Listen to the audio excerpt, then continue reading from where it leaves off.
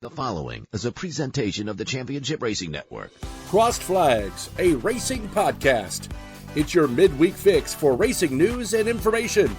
Brought to you by the Championship Racing Network. Now let's head trackside to join your hosts, Steve West and Matt Nicholson. Welcome into the latest edition of Crossed Flags. I am Steve West, Matt Nicholson right there beside me. We, of course, want to thank our producers, producer Molly for getting us up on Jocks FM TV, and, of course, producer John, who's taking care of everything else that you see here today. We certainly appreciate it. Don't forget, got a new place where you can check us out, and that is Real Talk 99.5 TV on YouTube. And if you're just looking for the audio side of things, we're on Spotify now as well. So we're all over the place, and we appreciate all of your support. It's just after Bristol here, and a little bit later on, we're going to talk about it a little bit. We'll deal with it a little bit more in detail on this weekend's big show. But Indycar's finally come out with their 2026 schedule. So we'll give you a sneak preview of that. And I'm going to tell you about an interesting little hole in there that we have found. Also, we want to talk about what happened after Bristol, because that is the end of round number 1 for the Cup Series. We have dropped 4 drivers, so we're now up to the round of 12. That's not really the big news, though.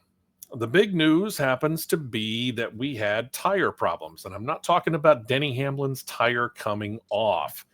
That's another story altogether, which has a couple of his crew members about to be suspended for not just 1, but 2 races.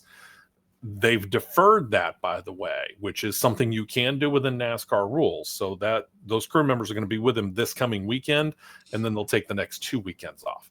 Full details coming up on the big show on Saturday. What we really want to talk about is not tires coming off, but the tires, for all intents and purposes, coming apart. We got a good picture that producer John's going to put up here of just one of the tires that came off one of the cars. And I'm here to tell you, this is far from being the only tire that looked like this when it came off the Cup Series cars on Saturday evening at Bristol. In fact, I had a really good picture, and I can't find it, unfortunately, but there was a really good picture of one of the track sweepers out there up on the very high banking there, and it was right up against the wall, and all the marbles that were up there, it was a mess. And so is this tire. This tire is a mess. Let's just say this is not safe, and these guys are running around at what, 140, 150 miles an hour? Yeah, I would say about $140, $145. Yeah, that right range there ain't safe, man. This is the moral of this story right here. Goodyear has got to stop playing. What's a good game that I could use for an analogy here? Well, let me rephrase that. Goodyear's got to stop playing Russian roulette with this stuff. Agreed. Because when you got all of your tire techs that are in the infield that takes care of the tires, mounting and balancing the tires and getting everything ready to distribute for the teams, they've all of a sudden got to mount up 138 cars in a race. So that is 152 tires that they have to mount up in a very short amount of time because, we're going to run out of tires. Mm-hmm. We're eating tires up too quick. We got to have another set release. Give me a break. Because this was spring 2024 all over again. Yep. All over again. The track wasn't at a certain temperature before the track wouldn't take rubber. First off, a track should be taking rubber regardless of the temperature. But no, when you have tires that are absolute Scotch-Brite sponges, they're that soft, and they're grating themselves off with lateral forces in the corners, the track's not going to take rubber. No.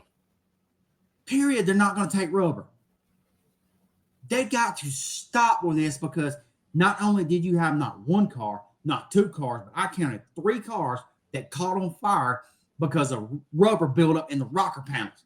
Yeah, it ended Josh Berry's last ditch effort to try to do anything. And remember, he qualified very, very well He had a very good race car.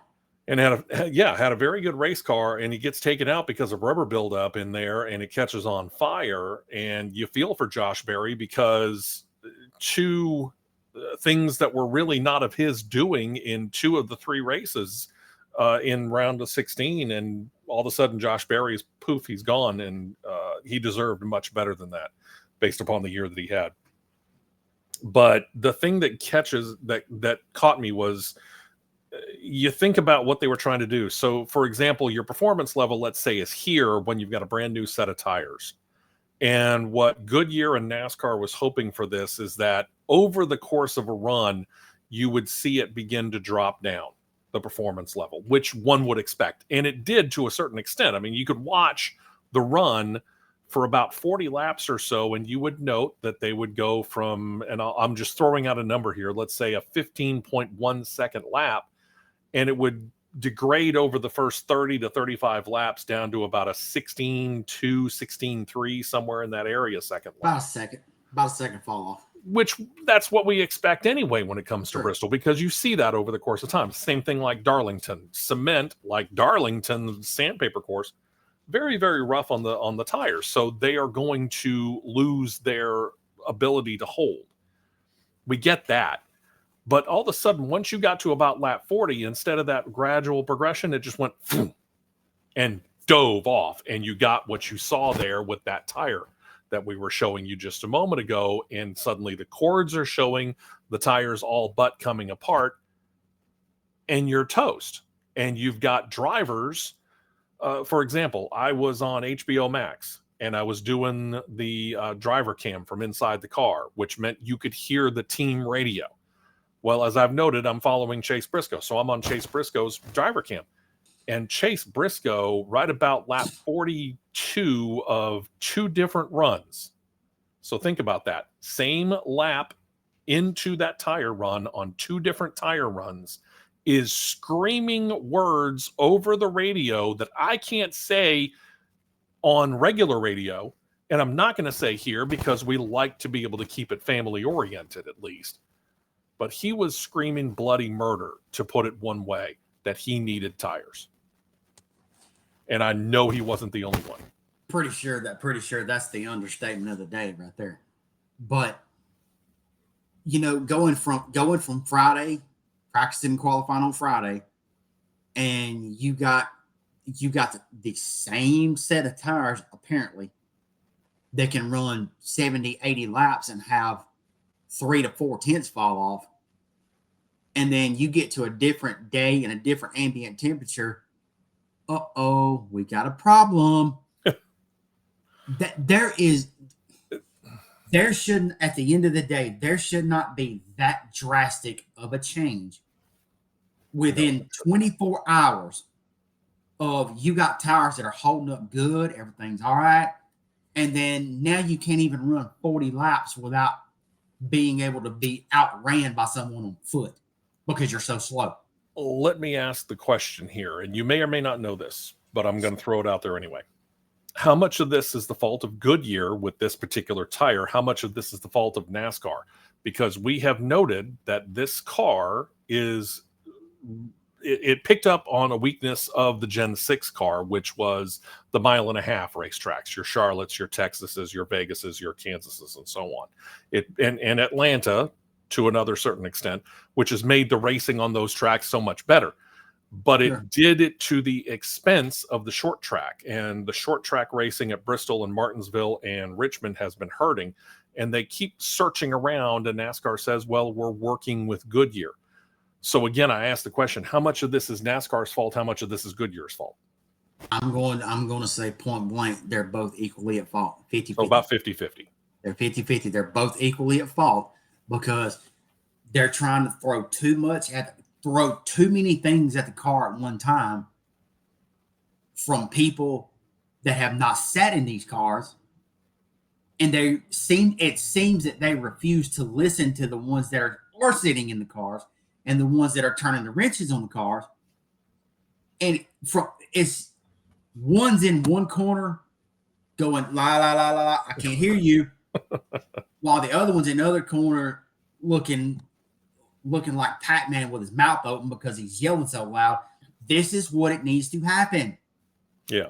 And the race will improve the overall quality of the on-track product from the race standpoint will increase 50-fold. But somebody's not listening somewhere, and somebody refuses to listen. Using this platform, the Gen 7 platform, as a basis, is there a way to, what's the word I'm looking for, specialize the car to become a better short track car? If you think about it, going back, I don't know, let's go to the heyday. Let's go into the 80s and 90s when NASCAR was really, really picking up steam and it was getting a whole lot of press for all the stuff that was going on. And the teams would build a car that would be a road course car. They would build a car that was a super speedway car. They'd build a car that was a short track car. Is there a way to build this car, or in addition of this car, that could be made a short track car?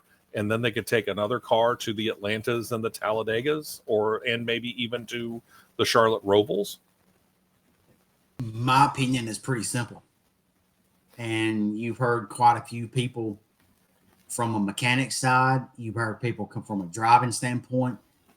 And I'm pretty sure you've heard a couple of car owners at one point as well. And it's unequivocally clear the underpinning and the diffuser the underbelly and the diffuser needs to go. But yet they're not doing it. Yet they're not doing it. Why they're not doing it is beyond me. Get rid of for short tracks and road courses. Get rid of it. Is it really doing them any good to have it on there at those tracks? Not really. My opinion, not really, because you don't have enough aerodynamics. I think you're relying more on mechanical grip at short tracks versus aero. Okay. Because the old days, I'll word it this way: the old days of the saying "elbows up" is gone. True. It's long gone, because these spec race cars, because that's exactly what it is. It's a spec race car. Outside of the nose and tailpiece on them cars, that's a spec race car. Mm-hmm. Outside of that, everybody's the same. These things are too easy to drive. Simply put, You've got a wider contact patch with a tire.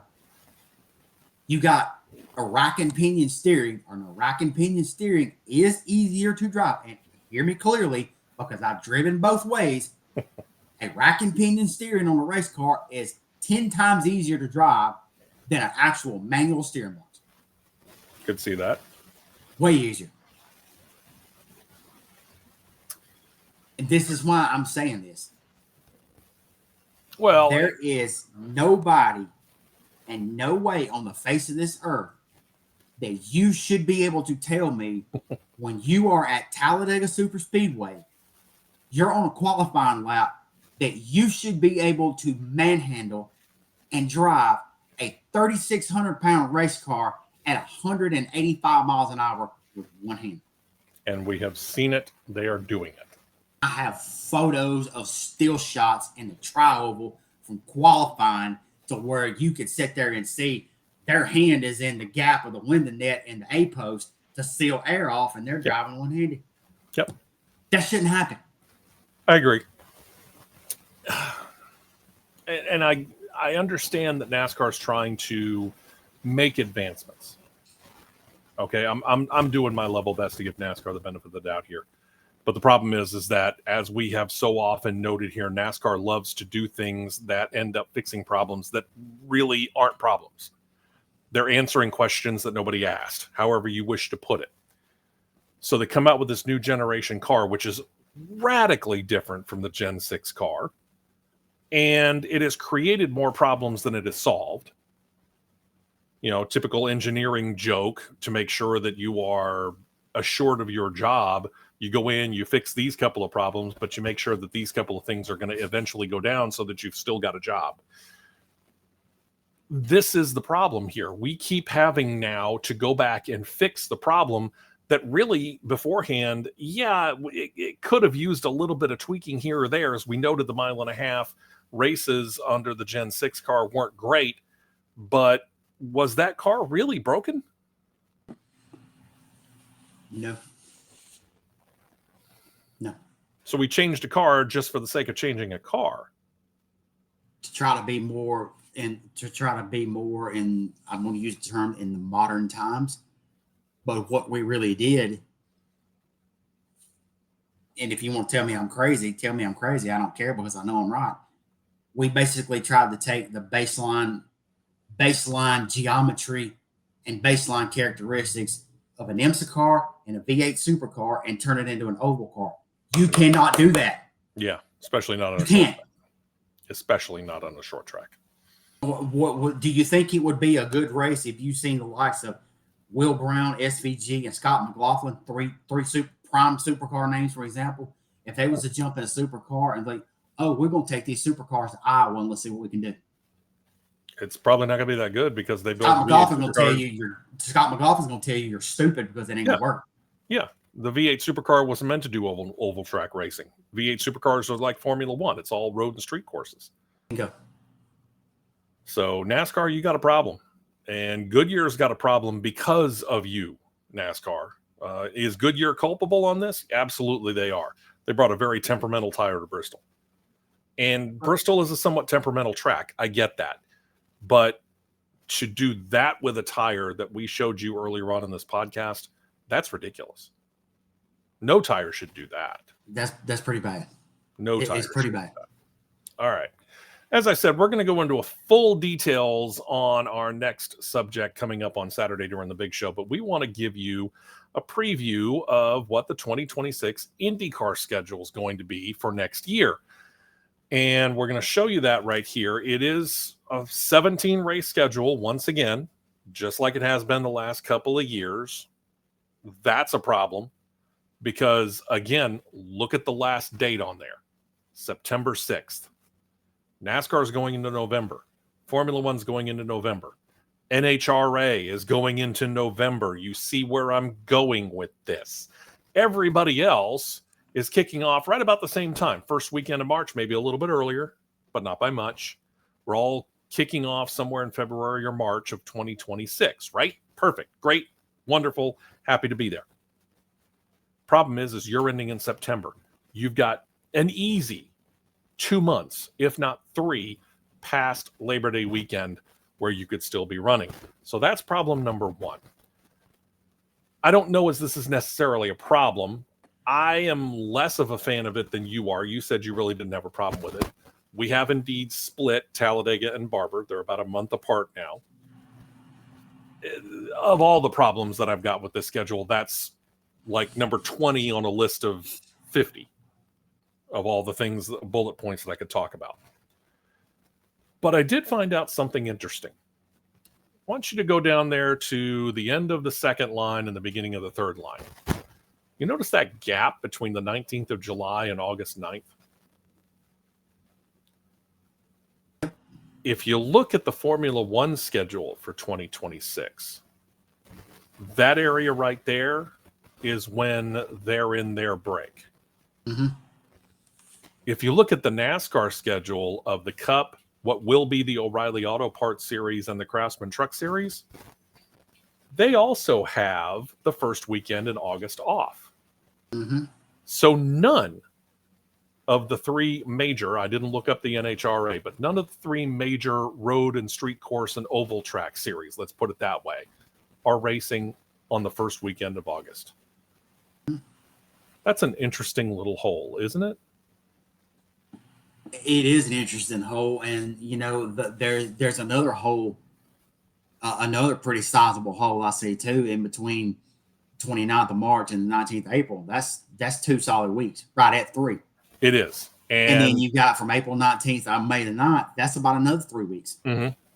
There were a couple of possibilities that they were trying to work on as my dog tries to be a part of the podcast. Say hi, Jody. The problem that we have is that they could not get a deal worked out with Mexico City. My dog is playing with my cord too. They couldn't get a deal worked out with Mexico City in time. So that's problem number one. And they had this idea of doing a race on the streets of Washington, D.C., which is still on the table. But by the time they actually started to get into that conversation, it was way too late to get the logistics of it worked out, because it is, after all, Washington, D.C.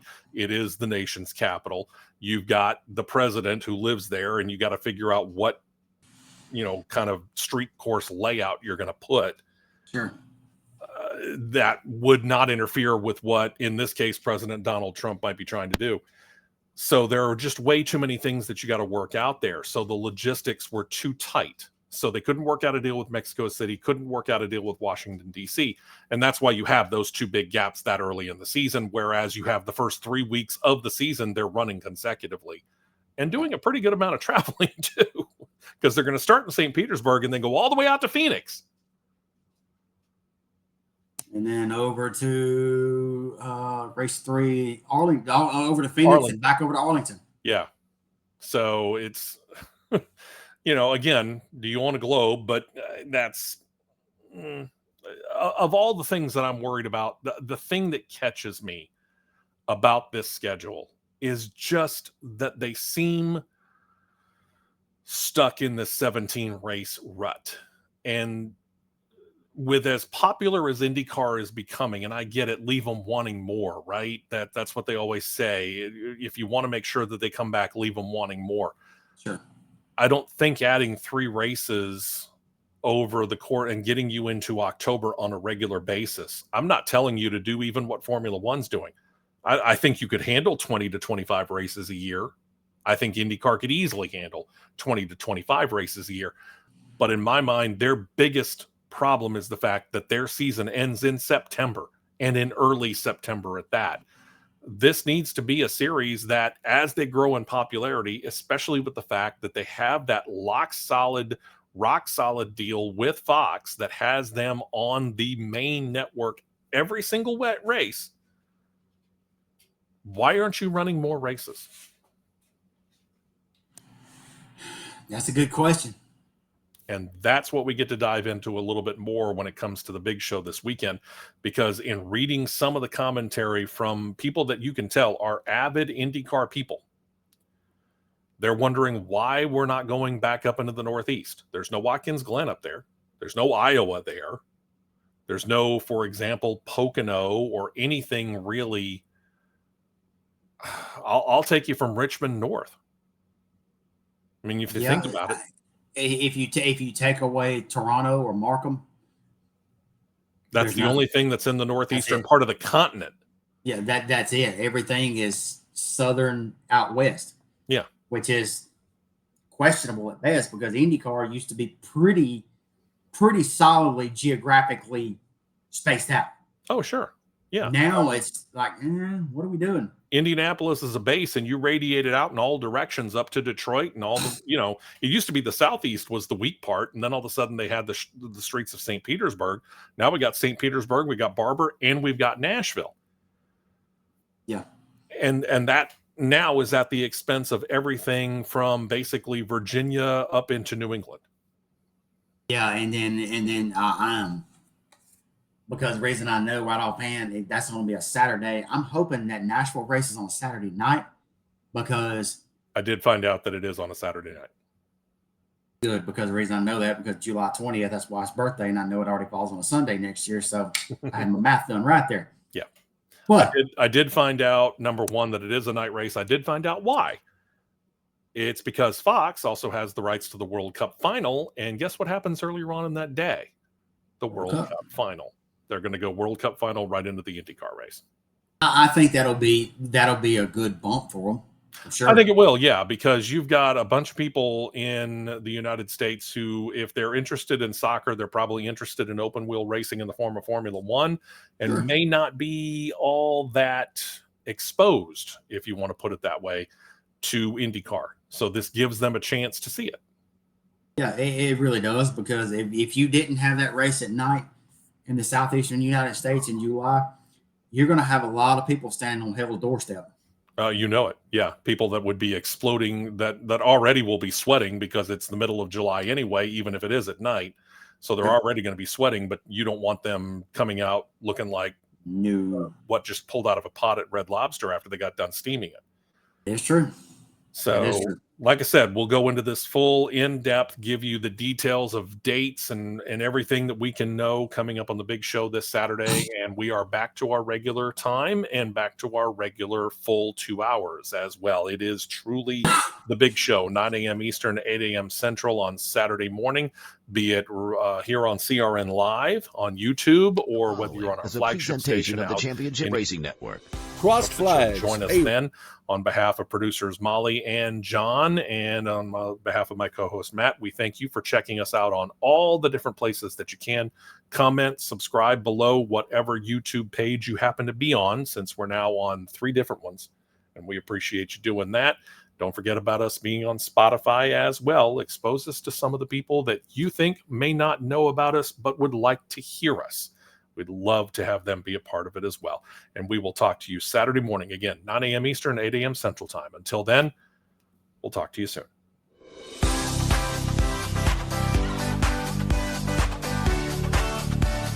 You've been listening to Crossed Flags, a racing podcast.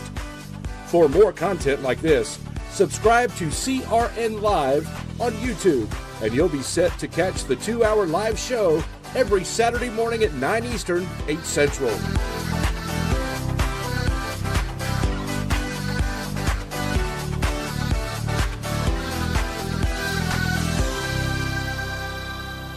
This has been a presentation of the Championship Racing Network.